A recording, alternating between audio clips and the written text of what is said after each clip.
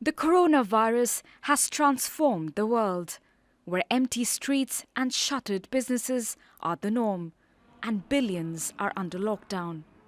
But researchers around the world are developing tests and conducting clinical studies to explore if people who have been infected and cured are no longer at risk.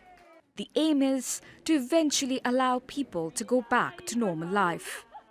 The idea behind this is that if people get immune through natural infection, they would have a similar situation to someone having received a vaccination. And we could use antibody tests as soon as proper antibody tests become available. We could use antibody tests to document that immunity exists. Britain, which is struggling to speed up testing, has floated the idea of a so-called immunity passport, a certificate for those who have recovered and declared immune to the virus. In the Veneto region of Italy, infected doctors and nurses are being tested to see if they've developed resistance to the virus so they can return to work. And millions more Italians will be tested for natural antibodies. But it's unclear just how reliable and effective the tests are. We're so early in the pandemic that there are a small number of people, comparatively, who have been infected and who have cleared and will have both the antibodies.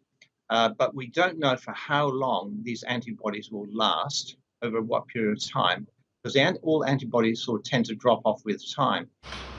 At a time when government lockdowns have robbed so many people of their livelihoods, there are also concerns about criminals forging immunity documents. This passport can be the equivalent of yellow fever or polio certificates that allow international travel to resume if countries recognize such a certificate.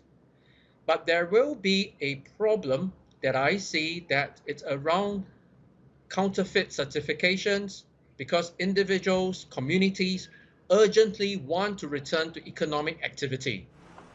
There are also difficult ethical questions about whether such certificates will cause more prejudice and further restrict the most vulnerable in society.